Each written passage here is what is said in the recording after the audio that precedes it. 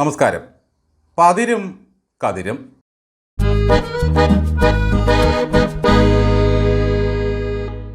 ആനയിനെയും കൊണ്ട് വേലിയനെയും പൊളിപ്പിച്ച് കൈതേനെയും എടുപ്പിച്ച് തോന്നിയേനെയും പറഞ്ഞു പോയി എന്ന് ആനക്കാരുടെ ഭാഷയെ പരിഹസിക്കുന്ന ഒരു പഴഞ്ചൊല്ലുണ്ട്. ഏതാണ്ട് ഇതേ മട്ടിലായി സഖാക്കളെ നമ്മുടെ നാട്ടിലെ കമ്മ്യൂണിസം. ഒരുത്തൻ വേലി പൊളിക്കുന്നു, മറ്റൊരുത്തൻ കൈത പറിക്കുന്നു, വേറൊരുത്തൻ തോന്നിയത് പറയുന്നു. നാലും കൂടിയ കവലയിൽ നിന്നും നേതാക്കൾ ഓരോന്ന് പറയുന്നു, നാനാ വഴിക്ക് പിരിയുന്നു. നമ്മുടെ പാർട്ടിയുടേതാണ് അവസാന വാക്ക് എന്ന് പറയാൻ ഒരു വാക്കില്ലാത്ത അവസ്ഥ. വാക്കിന് കിട്ടുന്നവരെല്ലാം വീക്ക് തുടങ്ങിയതോടെ കീഴ്സഖാക്കളെല്ലാം ധർമ്മസങ്കടത്തിലായി. ഇതിനിടയിൽ അതാ കഥകളിയിലെ ശിങ്കിടി ഗായകനെ പോലെ നമ്മുടെ ഗോവിന്ദൻ മാഷിന് ഒരു ശിങ്കിടി കൺവീനറെ കിട്ടിയിരിക്കുന്നു. സഖാവ് TP രാമകൃഷ്ണൻ. അരങ്ങിലെത്തിയ ഗോവിന്ദൻ മാഷ് നൈഷതൻ ഇവൻതാൻ എന്ന് പാടിത്തുടങ്ങിയപ്പോഴേക്കും ചേങ്ങില പിടിച്ചു വാങ്ങിയ ശിങ്കിടി മധുരതര കോമളവദനെ എന്ന മട്ടിൽ കേറിയങ്ങ് പാടിക്കളഞ്ഞു. ADGP വിഷയത്തിൽ ഗോവിന്ദന് തൃപ്തി പോരാ. പക്ഷേ ഈ കൺവീനർക്ക് ഭയങ്കര തൃപ്തിയാണ്. ജാവദേക്കറെ സൽക്കരിച്ച EP ജയരാജന് ജാഗ്രതക്കുറവുണ്ടായി എന്നും കൺവീനർ സ്ഥാനം തെറിക്കാൻ അതും കാരണമായെന്നുമായിരുന്നു ഗോവിന്ദൻ മുൻപ് പറഞ്ഞത്. എന്നാൽ കൺവീനർ TP രാമകൃഷ്ണൻ പറയുന്നത് ജാവദേക്കറെ കണ്ടത് വിഷയമേ അല്ല, ചിറ്റപ്പനെ മാറ്റിയത് സംഘടനാപരമായ തീരുമാനമെന്നായിരുന്നു അദ്ദേഹത്തിൻ്റെ മറുപടി. അഥവാ അത് കുറ്റമാണെന്ന് ഇനി പറഞ്ഞാൽ മേഘദൂതിന് പോയ ADGPയെയും ഓല കൊടുത്തുവിട്ട പിണറായി വിജയനെയും വെളുപ്പിക്കാൻ കഴിയാതെ വരും. ചുരുക്കത്തിൽ കൺവീനർ പാർട്ടി സെക്രട്ടറിയെ തിരുത്തുന്നു, ഡെപ്യൂട്ടി സ്പീക്കർ സ്പീക്കറെ തിരുത്തുന്നു, അൻവർ സകലതിനെയും പൊളിച്ചെടുക്കുന്നു, മുഖ്യമന്ത്രി ഘടകന്മാരെ അടിച്ചിരുത്തുന്നു, 5 ആണ്ട് തികഞ്ഞിട്ടും സ്ഥലം വിടാത്ത ഗവർണർ സർക്കാരിനെ അടിക്കുന്നു, സാമൂഹിക ജാഗ്രത പോരെന്ന് പറഞ്ഞ് ബഹുമാനപ്പെട്ട ഹൈക്കോടതി പിണറായി വിജയനെ അടിക്കുന്നു. ചുരുക്കത്തിൽ അടിയോടടിയാണ്. പൂവൻപഴം കൊണ്ട് കഴുത്ത് മുറിക്കുന്ന ചിരിയായിരുന്നെങ്കിലും ഇതുവരെ നമുക്ക് ഗോവിന്ദൻ്റെ ചിരി കണ്ടാൽ മതിയായിരുന്നു.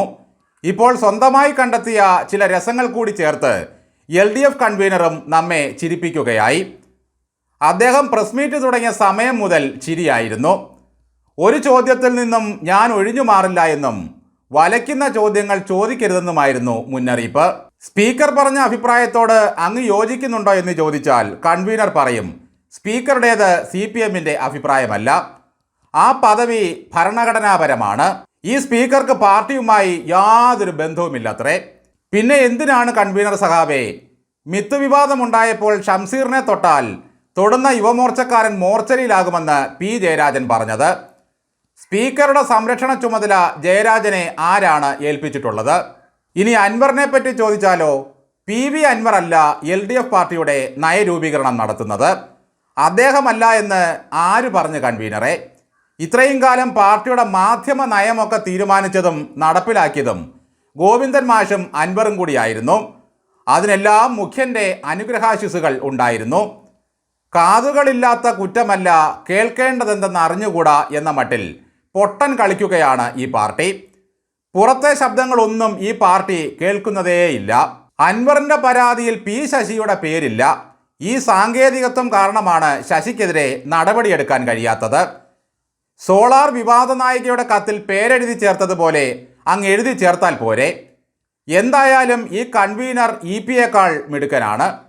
കൊടുങ്കാറ്റായി ആഞ്ഞടിക്കാൻ പോയ ഘടകകക്ഷികളൊക്കെ മുഖ്യൻ്റെ മുമ്പിൽ ചെന്നിരുന്ന് തിരിച്ചു പോന്നു.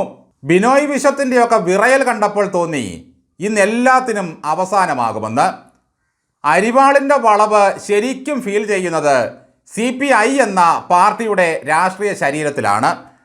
കാനം രാജേന്ദ്രൻ ഒസ്യത്തെഴുതി വെച്ച് വാഴിച്ച ബിനോയ് വിശ്വം അരിവാള് പോലെ ഇങ്ങനെ പിണറായിക്ക് മുമ്പിൽ വളഞ്ഞില്ലെങ്കിലേ അത്ഭുതമുള്ളൂ. ഈ LDF യോഗത്തിൽ വിളമ്പുന്ന അണ്ടിപ്പരിപ്പിനും ബ്രൂ കോഫിക്കും എന്തൊരു വശീകരണ ശക്തിയാണ്. ചെല്ലുമ്പോഴേ ചൂടേത്തക്കാപ്പം ഒന്നെടുത്ത് ഓരോ ഘടകന്മാരുടെയും കയ്യിൽ വെച്ച് കൊടുക്കും. അത് തിന്നു തീരും മുമ്പ് തീരുമാനങ്ങൾ മിനിറ്റ്സിൽ എഴുതി കഴിയും. കൈയടിച്ചു പാസാക്കി തിരിച്ചു പോരും. ഇടതുമുന്നണിക്ക് ഇന്ത്യയിലാകെ വലിയ പ്രസക്തിയുള്ള കാലമാണിതെന്നും അതുകൊണ്ട് ഇടതുമുന്നണി ശക്തമാക്കുന്നതിനെ പറ്റിയുള്ള ചർച്ചകളാണ് പ്രധാനമായും നടന്നതെന്നുമാണ് കൺവീനർ പറയുന്നത്. ഇവിടുത്തേതുപോലെ RSS കയ്യിലുണ്ടെങ്കിൽ ഇടത് കൂടുതൽ ശക്തമാകും. ഒരു ചുഴലിക്കാറ്റായി LDF യോഗത്തിലേക്ക് കയറിപ്പോയ ഇടത് ഘടകകക്ഷികളൊക്കെ മന്ദമാരുതനായി തിരച്ചിറങ്ങിപ്പോന്നു. എല്ലാം ശുഭമായി. അതിനാൽ സഖാക്കളെ, നിങ്ങൾക്കിനി ഒന്നും പേടിക്കാനില്ല. ധൈര്യമായി ഇരട്ടച്ചങ്കനെ വാഴ്ത്തുക. ആ ചങ്കിൽ ജീവനുള്ള കാലത്തോളം അടിമകളെ നിങ്ങൾ അനാഥരാകില്ല. പകുതിയാകുമ്പോഴേക്കും അൻവറിൻ്റെ ഒച്ചയടയും. അദ്ദേഹത്തിൻ്റെ വാട്സാപ്പും പോയി, നമ്പരും പോയി, ശേഖരിച്ച പരാതികളും ആവിയായി. അൻവർക്കൊപ്പം ഉണ്ടായിരുന്ന 3 അംഗ സംഘത്തെയും ഇപ്പോൾ കാണാനേയില്ല. ആ ഗതി സഖാക്കളെ നിങ്ങൾക്കുണ്ടാകരുത്.